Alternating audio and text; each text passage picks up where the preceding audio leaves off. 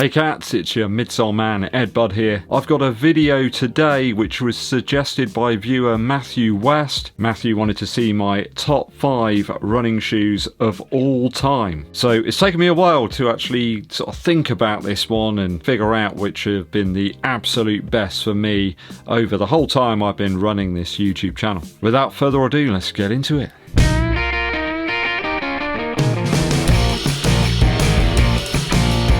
Thanks for joining me on the channel, always appreciated. Hit that subscribe button if you haven't done so already. Also give this video a thumbs up like, drop us a comment as well to help with that YouTube algorithm.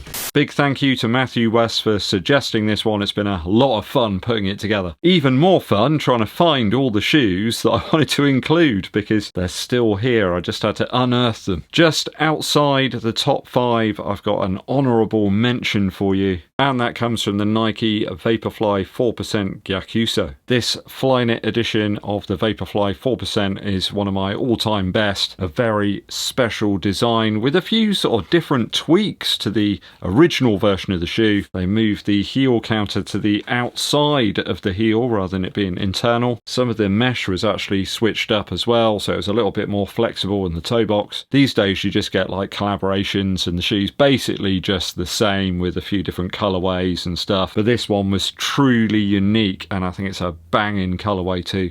It looks absolutely fantastic. Real autumn sort of vibes coming off this one. Can't beat a maroon shoe if you ask me. Now, the traction wasn't the best on the Vaporfly 4%. These pods left a little bit to be desired, especially in wet weather. I remember some people, they actually had them fall off at times, which isn't really what you want from a race shoe. I think best left to history, that one. But I never had any issues with my pair. Ran some really fast half marathons in this one. So just outside the top 5, Vaporfly 4% Gyakuso edition. At number 5, it's the Saucony Endorphin Speed version 1. The original white mutant colourway in hand here. They have taken on an interesting patina.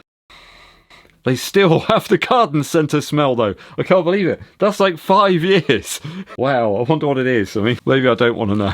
A banger of a shoe. Really love the responsive Power Run PB material in the midsole of this one. Still feels alright on foot as well. I tried it on just to see, and yeah, you've still got the sort of flexible nylon plate in there, but no wings for stability. It was just like a standard plate. Nice flexible rubber outsole here. Wasn't quite the best in wet weather if I recall. Real nice bounce and movement in the forefoot certainly, and a comfortable upper. Just enough padding there to make you think you didn't have like a race shoe on foot. It was more like a trainer, but it could certainly move. It was a really quick shoe, nimble. Suddenly there was a shoe in 2020 that you could buy and use it for racing and training. It kind of blurred the lines between the two. Think about that. You could buy a single shoe to do all of it, and it was durable to boot. The midsole for me held up on many miles. It still feels alright now. Certainly a more hardy implementation of a PBA midsole here, where you've got those pellets that are kind of crushed together. It's a big hit, and I feel that the Endorphin Speed 5 has actually gone back a little bit to this shoe. They do feel quite similar on foot. One of those shoes that will always have a place in my heart.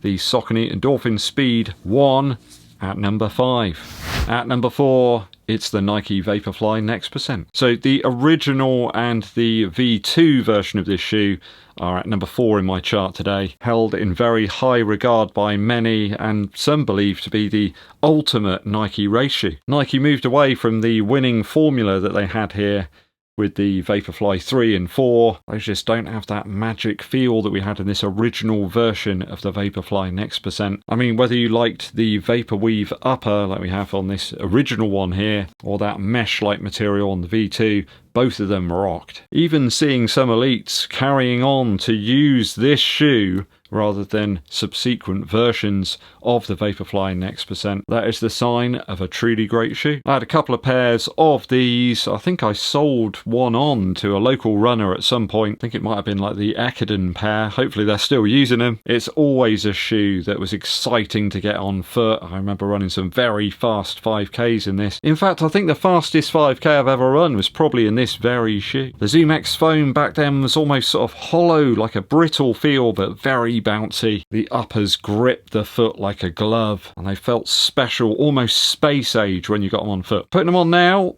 They're not quite what they were. I don't think Zoom X holds up quite as well as perhaps some of the other foams, but Nike never got back to that magic that they had here in the V3 or that lower stack V4 version. So some slamming times and memorable races here in the Vaporfly Next Percent. It's at position number 4 in my top 5 of all time. At position 3, I've got the Alphafly versions 1 and 3. So this model of the shoe has delivered some things that others just can't do. Great longevity with that combo of Zoom X foam and those air units and carbon plate. And the rubber on these just means you get a whole bunch of miles out of them. I found them a fantastic training and racing shoe. I've got 3 pairs of the Alphafly 3, and I think I've still got a couple of pairs knocking around of the Alphafly version 1 as well. Didn't like the 2, that just didn't hit the spot for me, but I've always found them to be fantastic on those training long runs and at the half and full marathon distance. That's to be one of the best uppers on any shoe really. It's comfortable, easy to get a good lockdown, not too much bunching here, it's breathable enough, it's just got the right balance of everything you could need in an upper. Zero heel slip, no rubbing of the toes, the midsole always engaging and sort of facilitates that marathon effort really well, really top notch if you've got that sort of mid-foot landing there and you can really engage those air units at the front. It means that the foam just doesn't bottom out at all. Touch wood, I've never blown one of the air units yet on these models, and I hope that doesn't happen anytime soon. There you go, I found one of them there, the Alphafly version 1. I think this is supposed to be like a Olympic colourway. I remember wearing this to the Salisbury half marathon. I think that was back in 2021. Got these on foot to test them out, still feel absolutely fantastic. Again, that Zoom X foam feels a little bit different here. Don't know whether the formula's changed over the years, but at position number 3 in my all-time top 5, it's the Alphafly 1 and the 3. At position number 2, we've got the Asics Metaspeed Sky Paris. I love this shoe from an out-and-out PB perspective. Over the 10k and the half marathon back in 2024, I managed to achieve some great times in this, very enjoyable and memorable races. The Yeovilton Easter Bunny 10k, fastest I've ever done, and the Yeovil Half, again, another PR. They stick in the mind, and the Metaspeed Sky Paris helped me get there. A soft yet very responsive midsole, some real bounce to it, mega light upper, and super low weight. Asics really nailed it here. The grip was even fantastic on wet roads too. Very easy to get a good lockdown. Love those serrated laces that they included. Always loved the look of this shoe as well. It's like a 90s Ferrari. I've always ran very well in the Metaspeed line from Asics, right back from V1 to the Metaspeed Sky Plus. I think I used that at the Asics 10k back in 2022 and 2023, but this version just has something special which makes it stand out from the others. One of the very best that I've ever tested on the channel. So at number 2, it's the Metaspeed Sky Paris from Asics.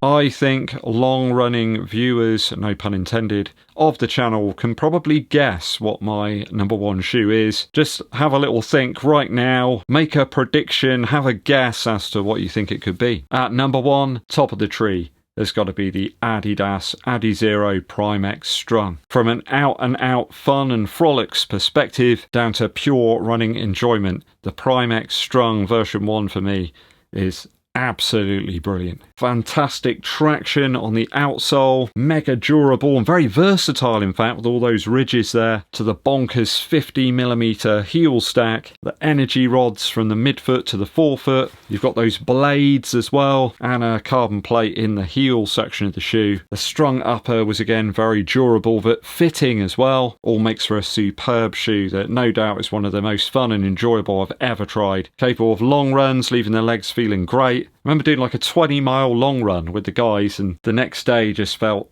absolutely fine. It was really bizarre. I mean, from a stability perspective, I'd stick to roads and pavement. I wouldn't be going out running on light trails or where there's dodgy camber, but this is easily one of the best shoes I've ever shelled out for on the channel since the very genesis really of the channel, right at the start. Some people say it's too tall, too unstable, but for me it's top of the pops, an all-round banger, and I just wish they'd bring it back. Everything was good, reasonably light and easy to clean too. What more could you want? So there's my top 5 there, shoes of all time on the channel. Bit of fun for you. Matthew, I hope you enjoyed that one, and so did the guys at home. Which have been your top 5 or top 3 or just top running shoe of all time? Is there one that particularly sticks out in terms of like performance, durability and fun? Let me know down in the comments. Quick musical interlude for you. Today comes from Andrew WK and his album God Is Partying, particularly the track I Made It, which I think is a brilliant one to put on your running playlist. It's going to give you that impetus, it's going to give you that drive to carry on and complete your training run or your race or whatever. I Made It's an absolute banger, loads of energy, some slamming drums and a really positive message. As always, that's what you'd expect from Andrew WK. Though he does seem to have disappeared off the scene, not sure where he is. Hopefully he'll come back soon with some new material. He seems to be having a lovely time with his wife though, and he's just living his best life, so we'll just leave him to it for the time being. Go and check this one out, a fantastic banger for your running playlist. I Made It by Andrew WK. Thanks for joining me on the channel, it's always appreciated. If you haven't done so, please hit that subscribe button for more running content. Give this video a thumbs up, like and drop us a comment too. My name's EDDBUD and I'll be seeing you